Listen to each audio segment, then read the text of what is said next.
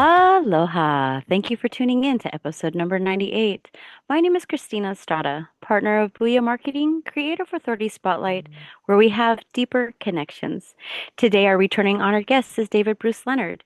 David Bruce Leonard, author, acupuncturist, body worker, expert in tropical, edible, and medicinal plants. How are you, David? I'm fine. I'm fine. How are you? Wonderful. Fantastic. What are we going to be talking about today? Well, I thought we would talk about nature skills connection, ways to connect to nature using traditional practices. So, yeah, yeah. I wrote a book I started to write a book in 2011 called Wild Wisdom, um, Deep Listening from the Heart of Nature. And at the time, I was immersed in Chinese and Hawaiian nature connection skills, and I wanted to include other traditions, other cultures. So I took on a co-author, and after a year or two, he finally left the scene. He left. He decided he didn't want to do it. So the book has been on hold ever since Hmm. 2011, which is that's a while ago. And 15 years ago, but I put it into print early. I think it was in 2012 or 2013.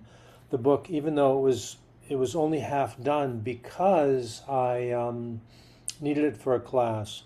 So the book is Mm. incomplete. But and at the time, the book was I was teaching a class at the time called "Listening to the Earth, Listening to Each Other." And in the mornings, we would go out and listen to plants using these techniques that I had learned, these Chinese and Hawaiian techniques for nature connection. And then in the afternoons, we would get together and listen to each other using the same techniques because there's the same nervous system involved. And so the book was going to be designed to being nature connection and also interpersonal connection. But I think going forward, if I ever finish the book, I probably will leave out the interpersonal stuff and just make it nature connection. So anyway, so in the book, I talk about some of the things we've spoken about before, like peripheral vision, hakalau, and using your body as an antenna and stuff. So I thought I would go over that. Yeah, with Wonderful. you Yes, today. I'm excited. It's called Wild Wisdom: Deep Listening from the Heart of Nature, and it's divided into sections.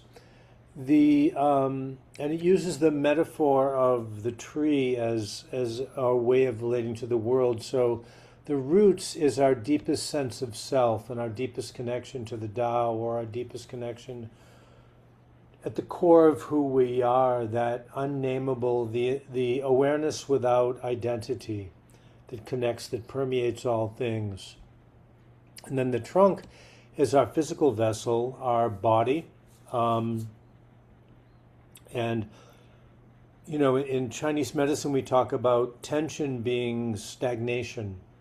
Hmm. So when we tighten, when we constrict, we get rigid emotionally, we get rigid physically, we lose Hmm. the ability for energy, blood and lymph to flow, energy to flow in the body and to induce relaxation.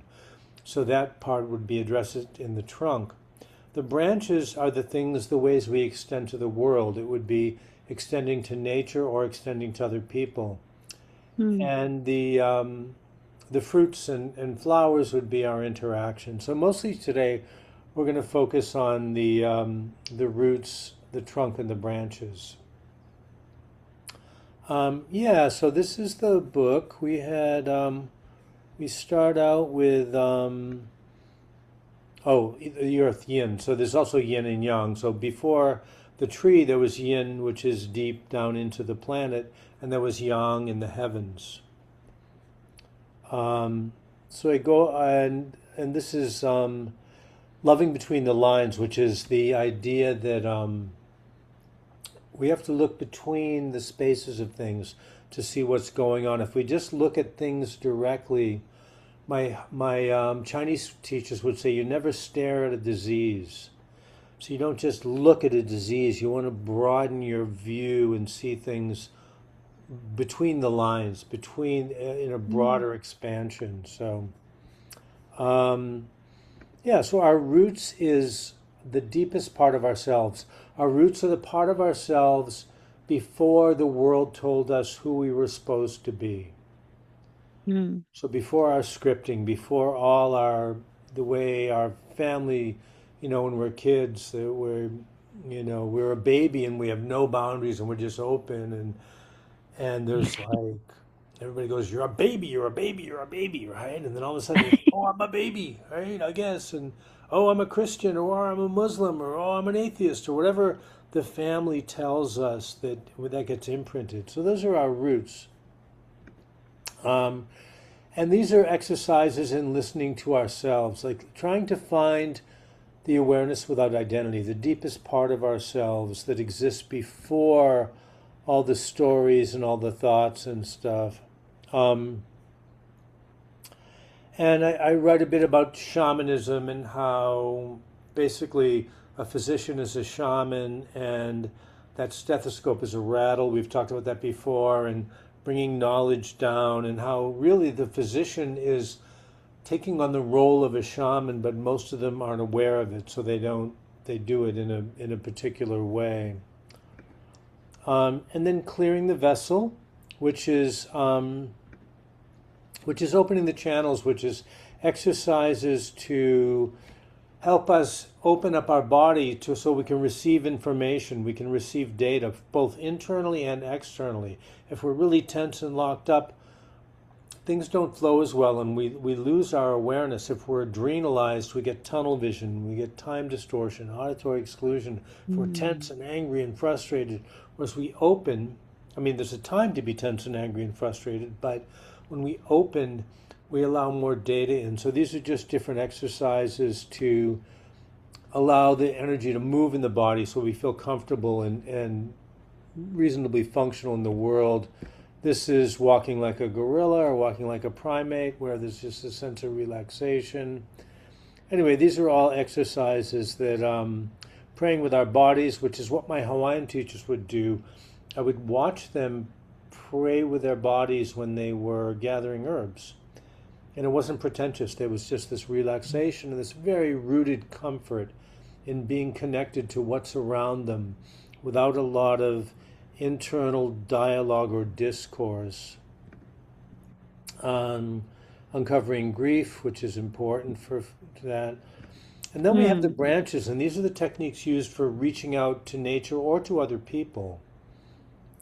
So one of the branches is doing qigong with a tree. The original Taoist qigong is like ancient Chinese yoga. It used to be called Yin Dao, and it was basically a way of connecting with internally and externally, depending on the style of qigong. There's Waidan, which is more of a hard, forceful style, and there's Neidan, which is really going inside and connecting. And most of this is Neidan, where we're using the internal sense of self to connect with plants.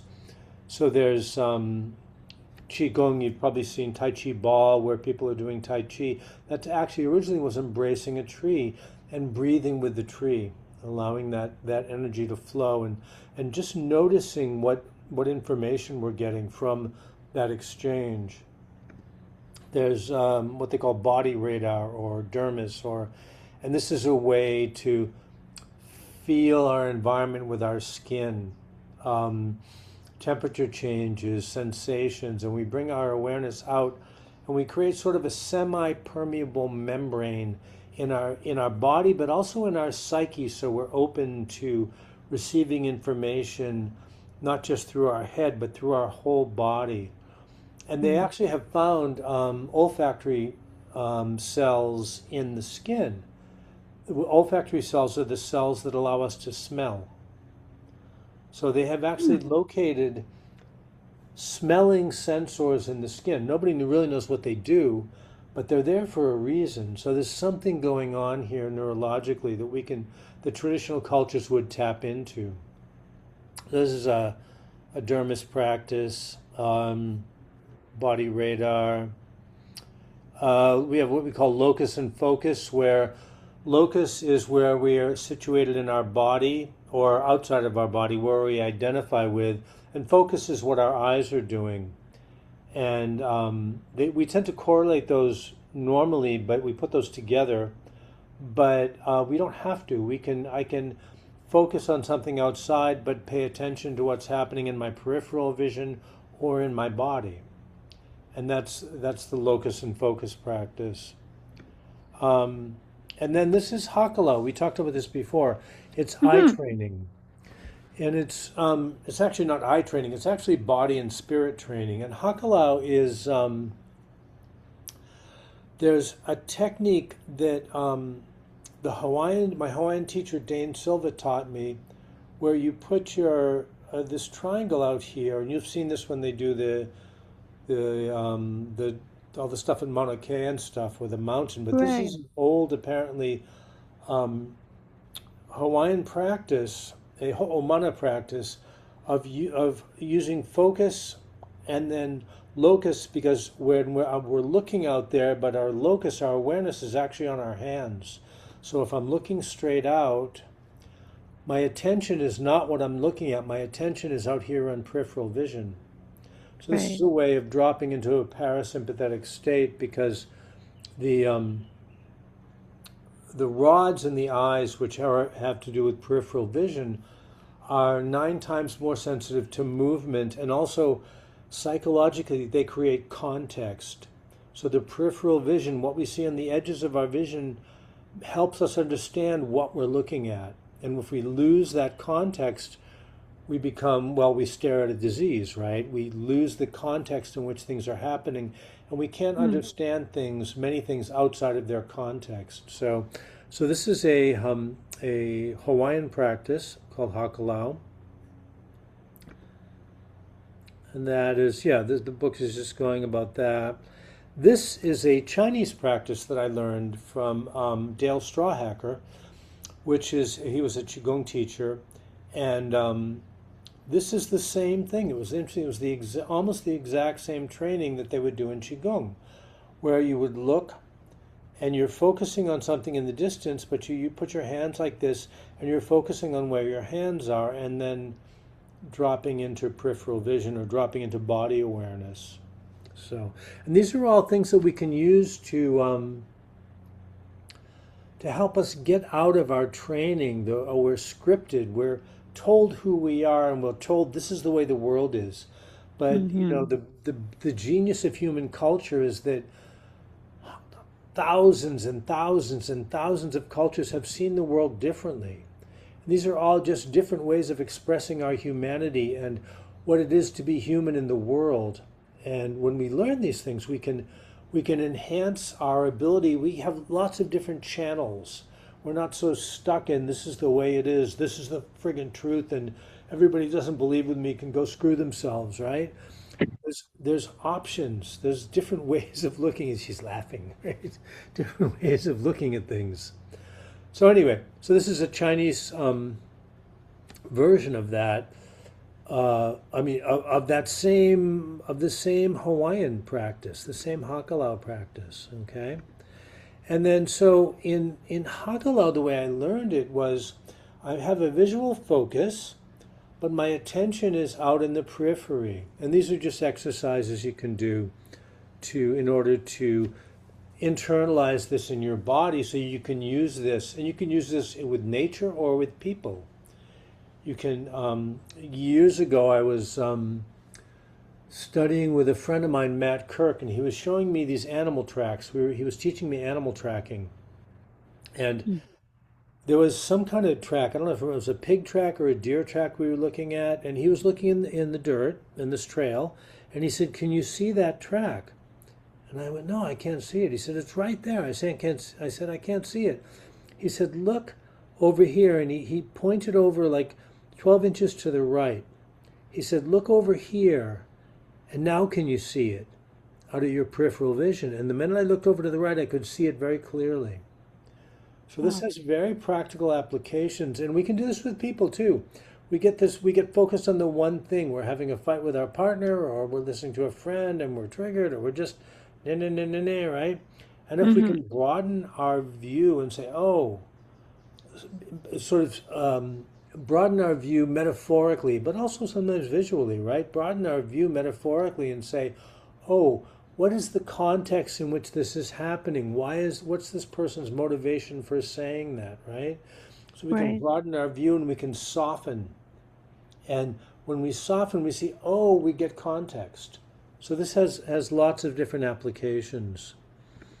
Um, there's also hakahele, which is a Hawaiian practice of when you it's hakala when you're moving, so you're tracking. So as we're moving, this is the way I was taught to gather herbs. So when you're moving through the forest, you keep your head at the same level. You're not bouncing your eyes. So visually, your head is stable, and then you're watching things out of peripheral vision as you're going by. And that gives you information about the forest that you're not going to get if you're just staring at the trail or lost in thought. If your attention is out in the forest, but in your peripheral vision, you're gathering information from the forest. There's also a Qigong practice of breathing into the earth, where and this is just something that I uncovered on myself. Like if I breathe into my if I'm breathing, I'm doing qigong breathing, and I'm breathing into my belly, I can get I'm noticing what's in front of me, my belly. My attention is here, forward. But I do the same practice and I breathe into my heels, my attention goes behind me. So my awareness is in front or behind me, depending on how I'm breathing. And Oh, then if I breathe interesting. into the earth and I combine the two, I breathe to the center of the earth, my attention goes in 360 degrees. So, and that's just so my locus is essentially expanding, and that makes my idea of myself semi-permeable, and that makes my psyche semi-permeable, and therefore I'm allowing myself to let more data in than normally what we do when we're engaging the world is we do sensory gating, where we block things out so we can only focus on what we're focusing on. And sensory gating is really important for the existence of consciousness. Without Hmm. sensory gating, we wouldn't be able to be conscious without doing this. But it's also limited. It also limits us. So sometimes we can open our sensory gates, and that's what these practices will do, or psychedelics will do. They will open the sensory gates so we allow access to more data, and maybe all the shit that we thought was real and true, maybe it's not, or maybe it's only true but partial, right? So Right. it allows us to have a little more flexibility and a little more softening in our relationship to the world. And God knows I could use more of this myself. So, We all could. right. Let's see. Another way I found a really useful way of learning, especially gathering practices, is to use a labyrinth. And this really surprised me when I finally did this one day. It was like, oh, this state when I was in a labyrinth was the same state I'd been trying to communicate to people for years about when I was taught Hawaiian plant gathering practices. There's a certain state of being that you need to inhabit in order to do it well or to do it more effectively. And when I did a labyrinth one day with my students, I was shocked because, oh, this is exactly the state that one would be in. So if you want to learn to gather herbs in the way that I was taught, I would just do a lot of labyrinths and notice what's happening in your body. And if you take that state into the woods or into the forest or into the jungle or into the mountains, and you embrace that state, you're going to be much more able to um, kind of get into that frame that is more open and semi-permeable to gathering information. There's also reading the forest. So as Westerners, we will um, we will read from left to right slowly, Hmm. and then our eyes will zip back, and then we read, and then zip back, and then we read, and then zip back. Right. Yes. So if I'm scanning the forest, and I go the way I'm used to doing it, read slowly and then zip back, I'm not going to get as much as if I go slowly to the left. I'm going to get more data and then zip back to the right because I'm doing it in a different way that I'm not used to, and I'm going to gather more information. It's like in the olden days when there were checks and there were guys that would forge signatures. They would turn the signature upside down and then they would copy it that way because it broke the pattern of their scripting of the way they're used to writing. You see? So this is the same Wow. kind of thing. We're just breaking frame with our normal way, our normal neurological way of interacting, and then practicing something different. So, and then listening to plants, which is a whole study in and of itself. Yeah, there's a lot to listening to plants. My Hawaiian teachers were amazingly good at that. And then this part of the book was using the same skills to listen to other people or to engage in our relationships.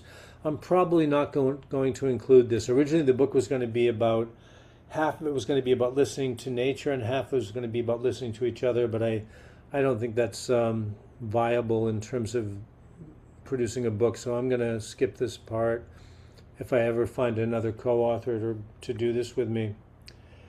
And then leaves and flowers, and then which is community, friends, and then young, which is the heaven. So this is sort of a this was sort of a metaphor for the different ways we can get out of our habitual mind and start to engage with the world in ways that maybe increase our quality of life. I can see how it can increase our quality of life for sure. And it can also be very confusing because some of this stuff it's like, oh, I was so sure of that, but now I'm not so sure, maybe. So, yeah. Absolutely. Well, thank you for sharing. How do people get in contact with you? My website is medic.earth, and you can put my YouTube channel in the, I have a YouTube channel Yes. called Earth Medicine Institute, and my email is earthmedicine@protonmail.com. Well, mahalo nui loa, David. We will put your David Bruce Leonard's information down below. If you enjoyed this, please hit the subscribe, leave a comment, tap the bell to get notified, and leave a thumbs up. That way you won't miss future interviews and business spotlight. If you're already subscribed, thank you. Your support helps us to produce helpful, informative content. If you know someone that will benefit from this content, please send them this video. My name is Christina Estrada, partner of Booyah Marketing, creator of Authority Spotlight, a hui ho. Until we meet again.